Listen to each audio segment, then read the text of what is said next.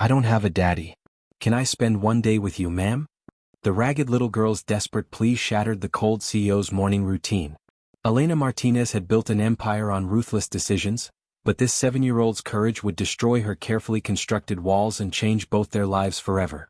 Before watching full story, comment below from where you watching. Also like and subscribe for more stories. The morning sun cast long shadows across the marble steps of the towering Meridian Corporate Center. Elena Martinez emerged from her sleek black Bentley, her designer heels clicking rhythmically against the polished stone. At 32, she was the youngest female CEO in the city's history, a woman who had clawed her way to the top through sheer determination and ruthless business acumen. Her perfectly tailored navy suit spoke of power, her diamond earrings caught the light like tiny stars, and her cold gray eyes held the kind of steel that made grown men tremble in boardrooms. Elena Martinez was untouchable. Or so she believed. Today's agenda was packed with merger discussions, quarterly reviews, and a particularly difficult decision about laying off 300 employees. Numbers on a spreadsheet, she told herself. Just numbers. Emotion had no place in business, and Elena had built her empire by keeping her heart locked away in an impenetrable vault. But as she approached the gleaming glass doors of her kingdom, a small voice pierced through her armor of indifference. "Ma'am, please wait." Elena's stride faltered. She turned, irritation already forming on her lips, to see a little girl running toward her. The child couldn't have been more than 7 years old, with tangled brown hair that caught the morning light and clothes that had seen better days. Her pink backpack was patched with tape, her shoes were worn thin at the soles, but her green eyes, those extraordinary green eyes, blazed with a courage that seemed too large for such a small frame. "What do you want, child?" Elena's voice was as cold as winter frost. She glanced at her platinum Rolex, each second ticking away like money lost. "I'm extremely busy." The little girl's hands trembled, but she stood her ground. Her voice wavered like a leaf in the wind, but her words came out clear and desperate. "I don't have a daddy, ma'am. My mommy works 3 jobs, but she's always so tired she can barely keep her eyes open. Today is bring your parent to school day at Lincoln Elementary, and I don't have anyone to come with me." Elena's eyebrows rose in disbelief. "And what exactly does that have to do with me?" Tears began to pool in the child's eyes, but she blinked them back with fierce determination. "I've been watching you every morning when mommy drops me off at the bus stop across the street. You look so important and strong, like a queen or a superhero. I thought maybe if you came with me just for one day the other kids wouldn't laugh at me anymore for being different." The request was so absurd, so naive that Elena almost laughed out loud. Almost. Instead, she felt a flicker of something she hadn't experienced in years, a tiny crack in the ice around her heart. But she quickly sealed it shut. "Listen, little girl." "My name is Lily," the child interrupted softly. "Lily Chen." "Lily," Elena repeated, the name feeling foreign on her tongue. "I don't know what fantasy world you're living in, but I am not a charity case. I don't have time for children's games, and I certainly don't have time to play pretend family with strangers. Go find your mother and stop bothering successful people with your problems." The words hit Lily like physical blows. Her small shoulders sagged and the light in her green eyes dimmed. "But mommy is working at the hospital. She can't come. She never can come to anything because she's always working or studying or—" "That's not my problem," Elena cut her off sharply. "Life is hard, child. The sooner you learn that, the better off you'll be. Now stop wasting my time." Without another glance, Elena strode through the glass doors, leaving little Lily standing alone on the marble steps. Through the tinted windows she could see the child's reflection, small, defeated, tears finally spilling down her cheeks. For just a moment Elena hesitated. Then she pressed the elevator button and forced herself to forget the image. But some images have a way of burning themselves into memory, whether we want them to or not. The day passed in its usual blur of meetings, phone calls, and power plays. Elena fired 2 executives who had underperformed, approved a marketing campaign that would increase profits by 15%, and made 3 decisions that would affect the lives of thousands of employees. By 6 p.m. she was exhausted but satisfied. Another successful day in her perfectly controlled world. As she left the building, Elena noticed the bus stop across the street was empty. No sign of the strange little girl or her desperate request. Good, she thought. Maybe now I can forget this morning ever happened. But fate, it seemed, had other plans. Elena's Bentley purred to life, and she began the drive to her penthouse apartment in the city's most exclusive district. The radio played classical music, Bach, precise and emotionless just the way she liked it. Rain began to patter against the windshield, first lightly, then with increasing intensity. She was 3 blocks from home when the engine suddenly sputtered and died. "No, no, no," Elena muttered, turning the key frantically. The dashboard lights flickered once and went dark. Her cell phone showed no bars. Apparently the storm had knocked out several cell towers in the area. The rain was coming down in torrents now, turning the streets into rivers. Elena's designer suit would be ruined in seconds if she stepped outside. She looked around desperately and spotted a small row of modest houses across the street. Swallowing her pride, she grabbed her purse and ran through the downpour to the nearest door. She knocked urgently, water dripping from her carefully styled hair. The door opened, and Elena found herself face to face with the last person she expected to see. "Ma'am?" Lily's voice was filled with surprise and confusion. "What are you doing here?" Elena's mouth fell open. Of all the houses on all the streets in this city, she had somehow ended up at the home of the little girl she had so coldly rejected that morning. "Lily, who is it?" called a voice from inside. A woman appeared behind the child, clearly Lily's mother, though she looked far older than her probable 30 years. Her black hair was pulled back in a tired bun, her scrubs indicated she worked in healthcare, and deep circles under her eyes spoke of countless sleepless nights. "This is the lady I told you about, Mommy," Lily said quietly. "The one I asked to come to school." Elena felt heat rise to her cheeks. "I'm terribly sorry to bother you. My car broke down in the storm and my phone isn't working. I just need to call for help." The woman, who introduced herself as Sarah Chin, stepped aside immediately. "Please come in out of the rain. You'll catch pneumonia standing there soaked like that." Elena stepped into the small apartment, immediately struck by the contrast to her own spacious penthouse. The living room was tiny but immaculately clean. A folding table served as both dining area and study space, covered with medical textbooks and Lily's homework. The furniture was old but well-maintained, and every available surface displayed photographs of Lily, at school plays, birthday parties, graduation ceremonies, but notably, no father appeared in any of the pictures. "Let me get you a towel and some dry clothes," Sarah said, already moving toward what Elena assumed was the bedroom. "Oh, that's not necessary." "Nonsense. You're soaked to the bone." Sarah returned with a soft towel and a simple sweater. "These will be too small but they're dry. The bathroom is just there." As Elena changed, she could hear Lily and her mother talking in hushed voices in the kitchen. When she emerged, she found them preparing what appeared to be their dinner, a simple meal of rice, vegetables, and a small portion of chicken that would barely feed 2 people, let alone 3. "I'm sorry our home isn't fancy like what you're probably used to," Sarah said, setting an extra place at the table despite their obvious shortage of food. "No, it's..." Elena paused, looking around at the modest but loving home. "It's lovely. Really." And surprisingly, she meant it. There was something in this small space that her $1 million penthouse lacked entirely: warmth, love, the intangible feeling of a real home.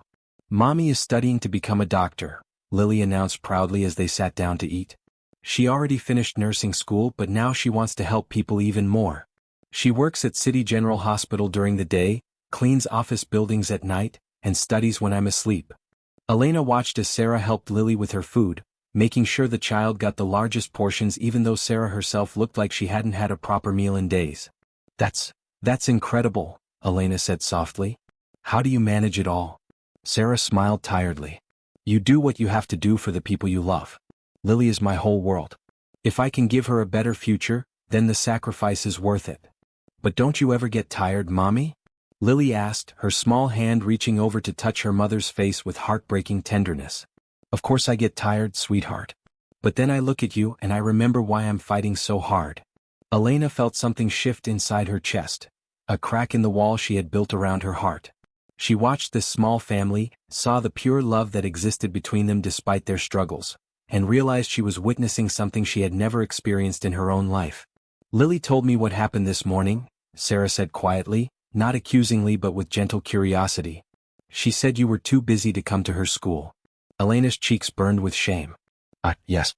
I was very rude to her and I'm sorry about that." "Why did you want me to come to school with you?" Elena asked Lily directly. The little girl put down her fork and considered the question seriously. "The other kids at school, they have mommies and daddies who come to all the special events. They bring fancy lunches and wear pretty clothes and drive nice cars. When it's parent day or career day or anything like that, I just sit by myself and pretend I don't care." Elena's throat tightened. That must be very difficult. It is, Lily admitted. Some of the kids say mean things. They say I'm weird because I don't have a daddy, and they call me poor because my clothes aren't new and my lunch comes in a paper bag instead of a fancy lunchbox. Kids can be cruel, Sarah said, her voice heavy with the pain of watching her daughter suffer. But when I saw you this morning, Lily continued, looking at Elena with those remarkable green eyes, you looked so powerful and important. I thought if someone like you came with me just once, maybe the other kids would see that I'm not just the weird girl without a daddy. Maybe they'd see that I'm worth something too. The words hit Elena like a physical blow. This brave little girl who had endured ridicule and loneliness, had looked at her and seen hope. And Elena had crushed that hope without a second thought. I'm so sorry, Lily, Elena whispered, her voice thick with emotion she rarely allowed herself to feel. I was cruel to you and you didn't deserve that. Lily reached across the table and patted Elena's hand with startling gentleness. It's okay. Mommy says that sometimes grown-ups are mean because they're hurt inside, not because they don't like kids. The simple forgiveness from this child broke something fundamental inside Elena. Tears she hadn't shed in years began to well up in her eyes. That night, in her own empty penthouse, Elena couldn't sleep. She paced her vast living room, past expensive artwork and designer furniture that suddenly felt meaningless. She kept thinking about the love she had witnessed in that tiny apartment, the strength of a mother working 3 jobs to build a better future for her daughter, and the courage of a little girl who had dared to ask a stranger for kindness. For the first time in years, Elena examined her own life with brutal honesty. She had wealth, power, and success beyond most people's dreams. But she had no one to share it with, no one who cared about her as a person rather than a business opportunity. She had built walls so high around her heart that she had forgotten what it felt like to truly connect with another human being. When morning came, Elena made a decision that would have shocked everyone who knew her. She canceled all her meetings, something she had never done in her entire career. Instead, she dressed in her most beautiful outfit, bought the largest bouquet of flowers she could find, and drove to Lincoln Elementary School. The school was a modest brick building in a working-class neighborhood, nothing like the elite private schools Elena had attended. She found her way to the main office, where a surprised secretary directed her to Lily's second-grade classroom. Elena stood in the doorway watching 20-some children sitting in a circle while their parents, mostly mothers, a few fathers, sat beside them sharing their careers and experiences. Lily sat alone in the circle, her head down, trying to make herself invisible. Lily, Elena called softly. The little girl's head snapped up, her eyes wide with disbelief. Ma'am? You really came? I came, Elena said, walking into the classroom with her flowers and her brightest smile. I'm sorry I'm late, sweetheart. Lily jumped up and ran to her, throwing her small arms around Elena's waist in the most genuine hug Elena had received in years. I can't believe you're here. I can't believe you came. The teacher, Mrs. Rodriguez, looked confused but welcomed Elena warmly. Are you Lily's aunt? Elena looked down at Lily, who was beaming up at her with pure joy. I'm her special person. Her chosen family. They spent the entire day together. Elena sat on tiny plastic chairs, helped with art projects involving far too much glue and glitter, listened to Lily read a story about a brave princess, and joined in playground games she hadn't played since her own childhood. She met other children who, like Lily, came from single-parent homes or difficult circumstances, and she realized how many young souls were struggling with the same loneliness and rejection. During lunch, Elena sat with Lily and several other children who had been excluded from the popular groups. She listened to their stories, learned about their dreams, and felt her heart expanding in ways she had never imagined possible. Miss Elena, asked a boy named Marcus whose father was deployed overseas, what do you do for work? I run a big company, Elena said simply. Like a boss? Asked another girl, Emma, whose single mother worked 2 jobs to support 3 children. Yes, like a boss. But you know what I learned today? The most important job anyone can have is taking care of the people we love. As the day ended and parents began arriving to pick up their children, Elena felt a profound sadness at the thought of leaving. She had experienced something in this humble classroom that all her boardrooms and business deals had never provided: pure, uncomplicated joy. When Sarah arrived to collect Lily, she was stunned to find Elena there, covered in paint and glitter, looking happier than she had in years. You actually came? Sarah breathed, tears in her eyes. She did, Mommy, Lily exclaimed. She stayed the whole day and helped me with everything, and all the kids liked her and nobody was mean to me at all. Elena hugged Lily goodbye, promising to see her soon, but as they parted, she felt an unexpected emptiness. Driving home to her penthouse, she realized that the little apartment across town felt more like home than her own luxurious space ever had. Over the following days, Elena found herself thinking constantly about Lily and Sarah. She researched single mothers pursuing education, looked into scholarship programs, and began to see the world through different eyes. Her business decisions became influenced by a new question: how will this affect families like Lily's? A week later, Elena showed up at Sarah and Lily's apartment with a proposal that would change all their lives. "Sarah," she began, sitting at their small kitchen table, "I want to help. I know you're working toward becoming a doctor, and I want to pay for your education. All of it. Medical school, living expenses, everything you need." Sarah stared at her in shock. "Elena, we can't accept such an enormous gift. We barely know each other." "You've given me something far more valuable than money," Elena replied. "You've reminded me what it means to be human. To love someone more than yourself. To fight for something that matters." She turned to Lily, who was listening with wide eyes. "And you, brave little girl, taught me the most important lesson of all. You showed me that kindness isn't a weakness, it's the greatest strength anyone can have." "But why would you do this for us?" Sarah asked, tears streaming down her face. "Because I've spent my whole life building walls and accumulating things that don't matter. I have more money than I could spend in 10 lifetimes, but I've never had what you have, a family built on love. Let me be part of that family. Let me help you build the future you're fighting so hard for." From that day forward, Elena's life transformed completely. She became a regular fixture in Lily and Sarah's lives, attending school plays, helping with homework, and sharing family dinners in the small apartment that had become her second home. Sarah completed medical school with Elena's support and specialized in pediatric care, driven by her desire to help children like her own daughter. Elena also began to transform her business practices.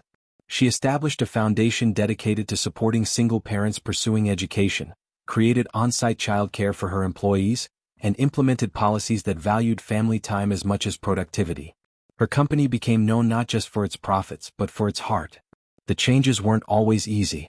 Some of Elena's colleagues questioned her softness, and a few board members grumbled about her increased focus on social responsibility. But Elena had learned that true success wasn't measured in quarterly reports. It was measured in lives touched and hearts opened. 3 years later, at Sarah's medical school graduation, Elena sat in the audience beaming with pride as her chosen sister received her diploma. Lily, now 10 years old and confident in ways that broke Elena's heart with joy, cheered loudly for her mother. 5 years after that first rainy night, Elena stood in a beautiful church watching Sarah marry Dr. James Mitchell, a pediatric surgeon who had fallen in love not just with Sarah but with the entire unconventional family they had created. Lily, now 12 and blossoming into a remarkable young woman, served as maid of honor, while Elena walked Sarah down the aisle, two women who had become sisters through choice rather than blood. 8 years later, Elena found herself in another graduation ceremony, this one for Lily's high school graduation.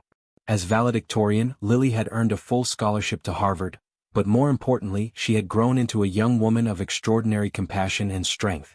When Lily took the podium to give her valedictorian speech, Elena felt her heart swell with pride. "There's someone very special in the audience today," Lily began, her voice clear and strong. 8 years ago, I was a scared little girl who thought she wasn't worth much because she didn't have a father and her family was different from others. I approached a successful businesswoman and asked her to pretend to be my parent for just one day." Elena felt tears spring to her eyes as Lily continued. "That woman initially said no. She was busy, important, and had no time for a strange child's desperate request. But sometimes, the universe has a way of bringing people together who need each other, even when they don't realize it." The audience was completely silent, hanging on every word. "That woman became my chosen mother, my mentor, and my example of what it means to lead with both strength and compassion. She taught me that family isn't just about biology, it's about choosing to love someone and fight for them every single day. She showed me that success without kindness is just emptiness with expensive accessories." Laughter rippled through the crowd, but Elena was crying too hard to join in. "Elena Martinez," Lily said, looking directly at her, "you saved my life in ways you'll never fully understand. But more than that, I hope I helped save yours too. You taught me that when we open our hearts to others, we don't lose anything, we gain everything that actually matters." The auditorium erupted in applause, but Elena barely heard it. All she could see was the remarkable young woman on the stage, the same little girl who had approached her with such courage 8 years ago, now ready to change the world with the same compassion she had shown Elena. After the ceremony, as families celebrated around them, Elena, Sarah, James, and Lily sat together on a quiet bench outside the school. "Do you remember what you asked me that first morning?" Elena said to Lily. "I asked if I could spend a day with you," Lily replied, smiling. "Just one day," Elena laughed. "And instead you gave me a lifetime. You gave me the family I never knew I needed and the purpose I never knew I was looking for." Sarah squeezed Elena's hand. "You gave us the same thing. You showed us that love multiplies when it's shared, and that kindness creates ripples that touch lives in ways we can't even imagine." As the sun set behind them, Elena reflected on the journey that had brought them all together. A broken-down car in a rainstorm, a desperate child's request. A moment of unexpected vulnerability that had cracked open a heart she thought was permanently sealed. "Thank you," Elena whispered to Lily. "For being brave enough to ask a stranger for kindness. For seeing something in me that I couldn't see in myself. For teaching me that the greatest success in life isn't what we achieve for ourselves, it's what we give to others." Lily leaned against Elena's shoulder, just as she had as a 7-year-old child. "Thank you for saying yes even when it took you a while to get there. Thank you for choosing us." "Thank you for choosing me first," Elena replied. As they sat together in the fading light, for people who had become a family through choice, courage, and unconditional love, Elena knew that her life's greatest achievement would never show up on any financial report or business magazine cover. Her greatest achievement was sitting right there beside her. A young woman ready to change the world, raised by a village of love that had formed around one child's desperate hope and one woman's eventual willingness to open her heart. Sometimes the smallest acts of courage create the biggest changes. Sometimes the people we think need our help the most are actually the ones who end up saving us. And sometimes a 7-year-old girl with green eyes and a brave heart can teach a powerful CEO the most important lesson of all. That love is the only currency that truly matters and kindness is the only success worth pursuing. The little girl who had no daddy had found something infinitely better. A chosen family built on love, respect, and the radical act of caring for each other. And the cold CEO had discovered that her greatest merger wasn't with another company. It was with the hearts of people who had taught her how to be human again. In the end, they had all gotten exactly what they needed, even if it wasn't what they had originally asked for. And that, Elena realized as she watched Lily laugh at something James had said while Sarah smiled with the contentment of a mother whose child was loved and safe, was the most beautiful kind of miracle there was.